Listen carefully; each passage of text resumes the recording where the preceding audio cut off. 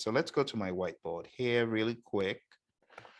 All right, so here, the very first one is coaching and mentoring.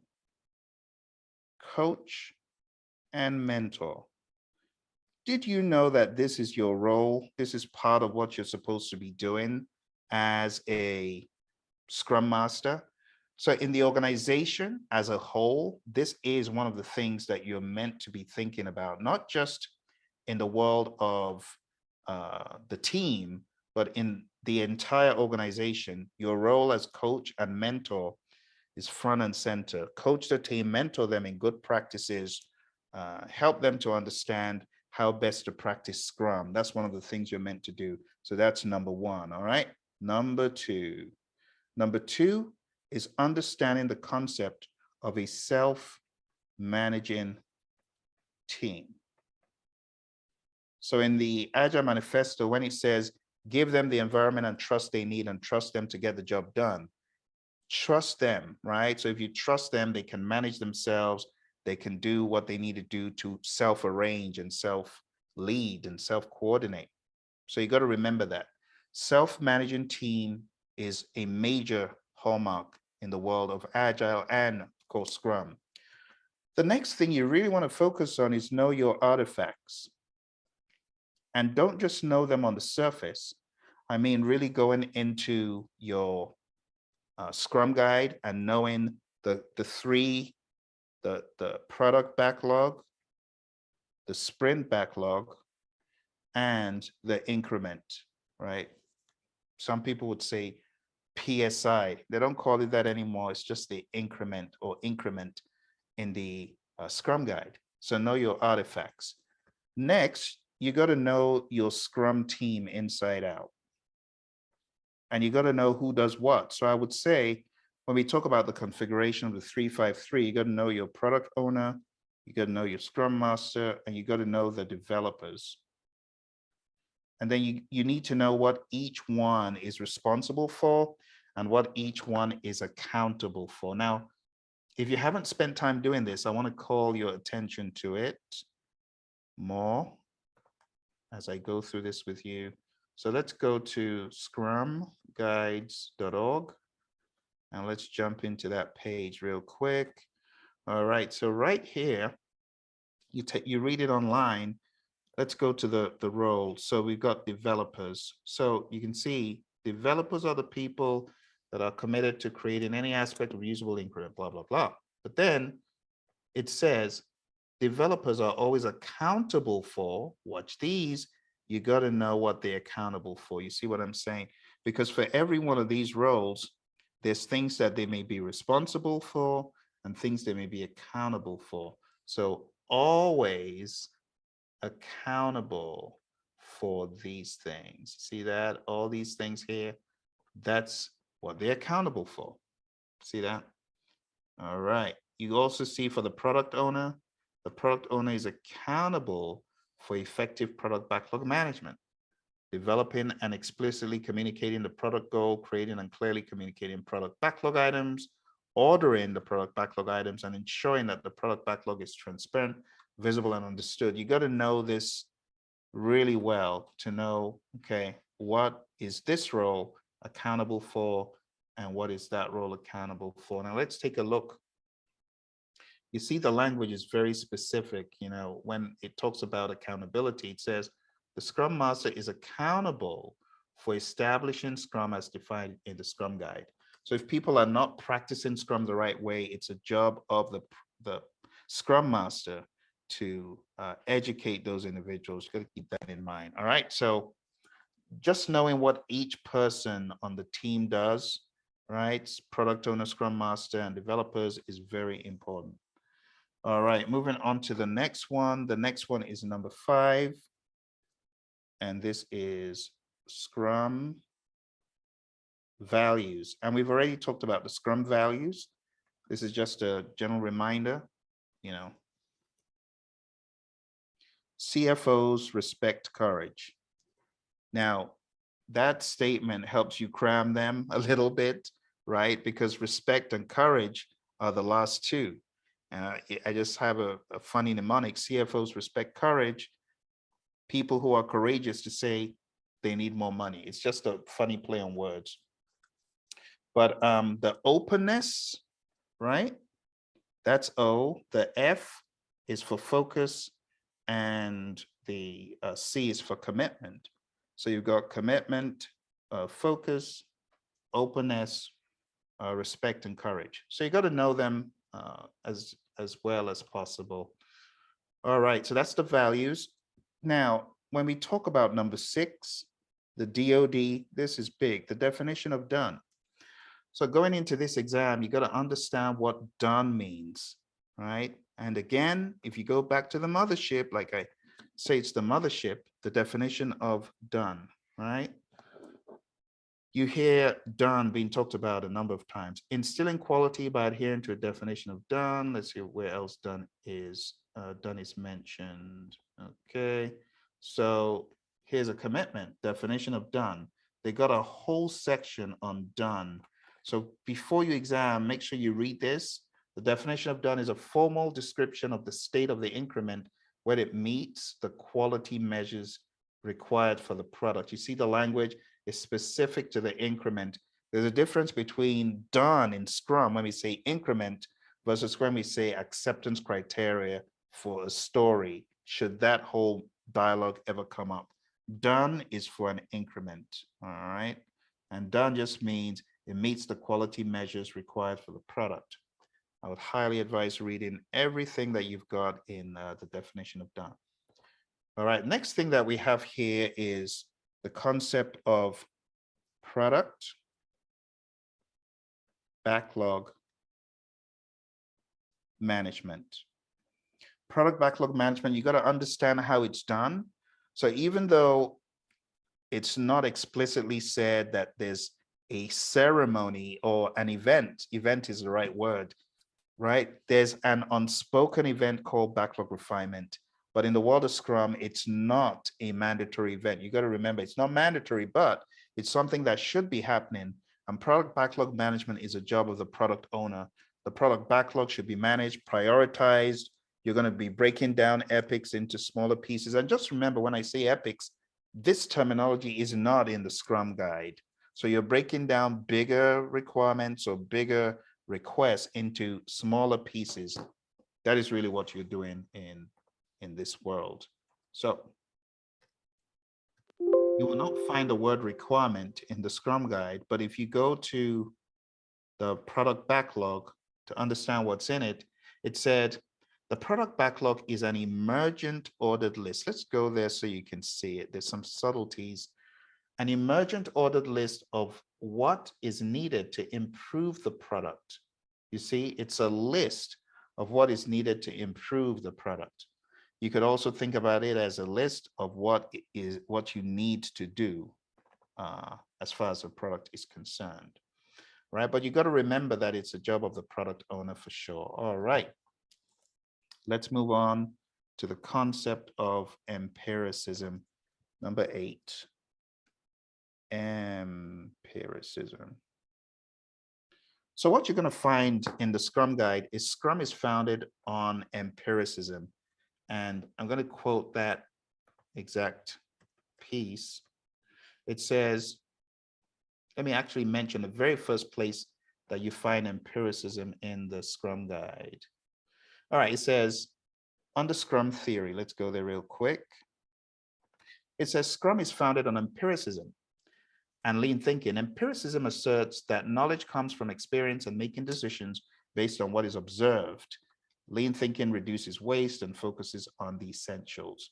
And then it says, these events work because they implement the empirical Scrum pillars. It's talking about inspection and adaptation. So when you boil it down, empiricism just means you're learning from real experience. You are incorporating it back into the process. You're learning again, incorporating it back. And I would say pay close attention to the areas where you find the word empiricism or empirical and things like that. See that again? Helping employees and stakeholders understand and enact an empirical approach for complex work. See that again? While proven useful, These things, burn ups, burn downs, cumulative flows, do not replace the importance of empiricism. So again, empiricism, just following what you're doing, paying attention to it, learning from it, and pivoting accordingly. That's really what that is. So that's number 8. All right, we're almost done here. The next one is a very straightforward one. This is number 9, and this is facilitation. And what is facilitation? Facilitation just means the ability to guide the team to a desired outcome, or whatever outcome they get to. It could be a desired outcome. It could be an outcome that you didn't know about previously, but we could be facilitating the different events. You know, we call them events now. They used to be called ceremonies. Now we call them events. So that you'll see the word facilitation being used where the Scrum Master is concerned. Let's go very quickly. Take a look. So it says facilitating stakeholder collaboration as requested or needed. See that? And that pretty much is where the word facilitation begins and ends. There's not very much more, but I do want to say though, that facilitation goes beyond what the Scrum Master does. The team should also be able to facilitate anything at any time. A team member, the developers, they should be able to facilitate their own daily scrums. They should be able to facilitate a retrospective, facilitate anything. Typically, we look at the product owner as a person who may facilitate the sprint review. So let's go to sprint review real quick and just read. It says, the purpose of sprint review is to inspect the outcome of the sprint and determine future adaptations.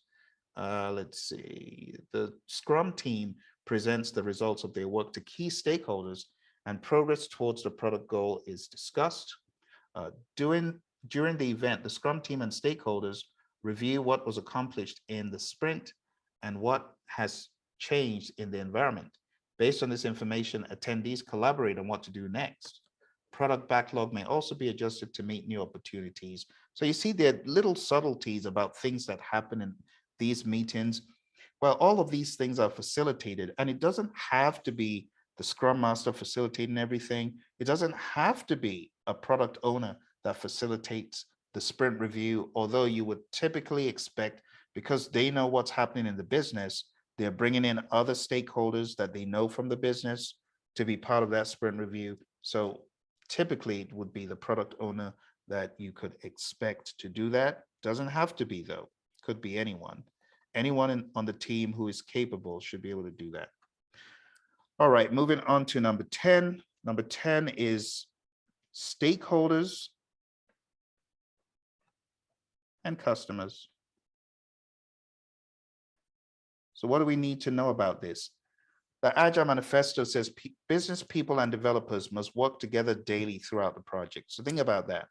Stakeholders are people that the project could affect, or people that could be affected by the project, people who could affect the project or be affected by the project. And then customers. Your customers are pretty much stakeholders. But when we look at stakeholders, we also think about end users and people who have some connection to the project, but are not necessarily part of the Scrum team.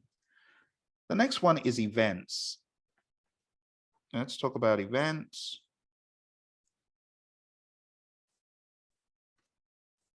That's 11.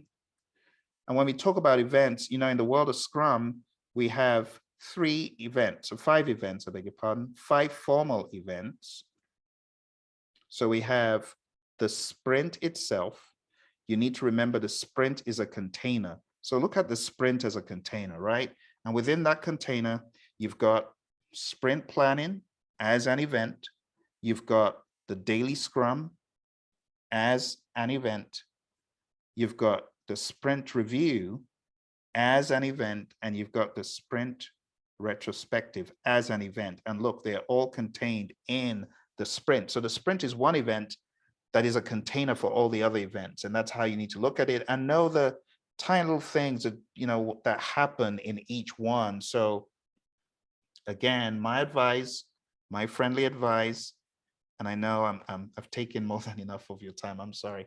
But going over here, when it comes to the events, you can see the events down here. Know your events inside out. Know them really well. There's so many tiny little intricacies and quirks in Scrum that is different from other frameworks, even in the world of Agile.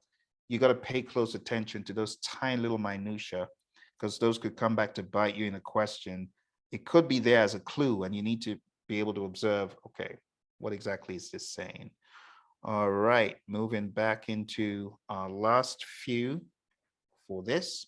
So we're done with events. Know your events. And also remember, backlog refinement is not a formal event, but it's something that is still done. All right. So moving on here, we got our final one. And I believe this is our final one, right? This is product value. Let's go there. Number 12. Number 12, product value.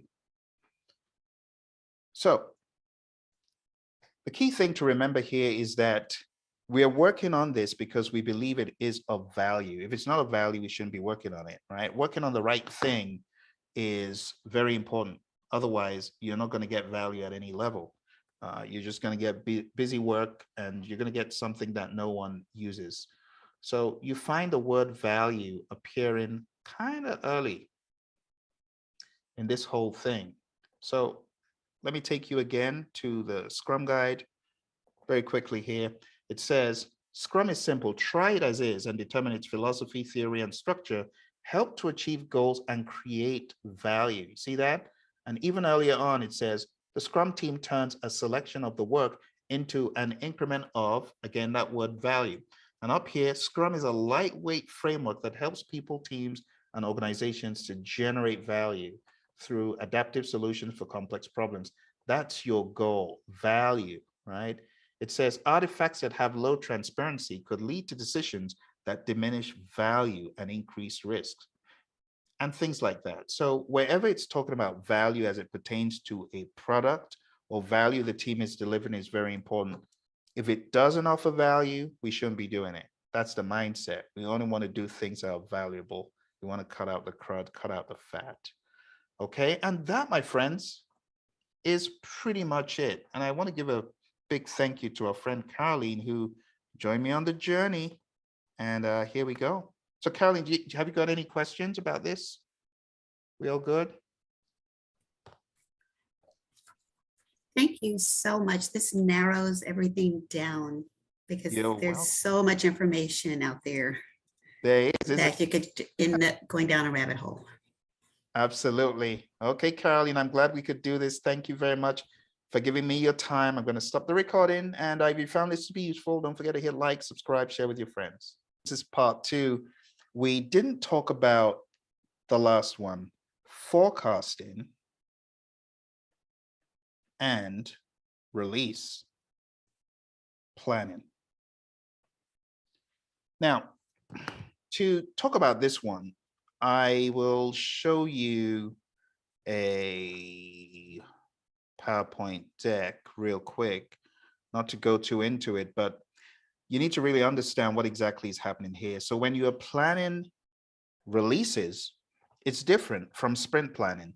Sprint planning is focusing on what you're doing for the next sprint, and of course, the sprint at hand. So when we talk about sprint planning, you're really more in the sprint itself. Sprint planning is for the sprint itself. You could also look at backlog refinement as some form of planning for future sprint, right? So we're really talking about the concept of refining the backlog and sprint planning when you talk about sprint planning. But when you talk about release planning, you're not talking about the sprint, you're talking about a series of sprints. And not just that, you're also talking about a bunch of features. So when you think about release planning, you can't think about it without the term road mapping coming to mind. So real quick here, we have the concept of road mapping. Again, this is not one of the Scrum tenets or anything, but the idea is instead of doing sprint planning, think about releases, right? Planning for releases could mean you're bucketizing several sprints together, and the increments from those sprints is what gives you a release. See? So you're thinking more long-term and in broader brush strokes. That's really what you're doing. Now let's jump really quickly into Ken's site, because there's not a whole lot of content where this is concerned in the actual Scrum guide, okay? So let's jump quickly into release planning. Let me show you that here. All right, so we've got a few documents on managing products with agility, and that's forecasting and release planning. So release planning is just one of the things mentioned here. We also need to talk about forecasting. I would advise going to this page, right? We have tips for agile product roadmaps. I just showed you a roadmap, right? Also, the concept of velocity and story points and capacity also needs to come up. So let me just hit that really quick with my slide deck. Let's go back to my slide deck. Here we go. All right, so the summary of it is, as a product owner, as a developer, as a Scrum Master, you probably are going to be hit with someone that says, I would like you to do XYZ for me. And just bear in mind, the whole concept of story points is not like hardcore Scrum, but it's used by a lot of people who use Scrum. So imagine you find a number of story points for your project, and let's say it's 50 story points on average every sprint. Well, that could be like maybe the middle of the road. You could also have a very good performance and a not too good performance, or a less than ideal performance. And I'll just show you what that looks like here. We have a green line, which shows the ideal or the best. And then we have this red line, which shows you what the worst could be. Now, if someone says to you, could you give me 250 story points in 2 weeks?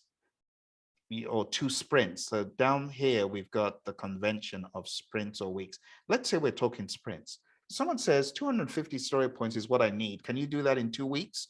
Well, what you need to do is go look at your velocity and say, well, based on the way we work, we cannot do that in 2 weeks. It's most likely going to be somewhere around, and then you can trace from here. This is 250. And you could tell them the best case scenario is around 4 weeks. But if I was going to give you the line of best fit, it's going to be around 5 sprints. See that? 5 sprints. So within 5 sprints, I can get you that.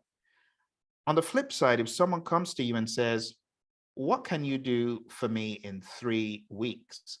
You could tell them within, or 3 sprints.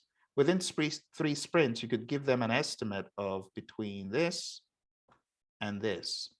And that is pretty much how we deal with forecasting. And you can see it's empirical data. If this was a team that was working, this is based on data from real stuff that they've done, not just a pie in the sky idea. So you can still go back here, read other things that they've mentioned here on the page. But the bottom line is, if you want to do a good job with your release planning and your forecasting, you need to be thinking about these things, right? Story points, they're not required in Scrum. As you can see here, there are other ways of estimating, right? Agile product roadmaps, another very important one to think about. And then when you're thinking about releases, you got to check for your velocity and have an idea of what can we do within this window, or when would these features most likely be done. And that will help you a lot better in your forecasting and your release planning. Okay, and I believe we got it, didn't we, Caroline? That's the last one, right? For sure. I think we got it. Yes, I think so.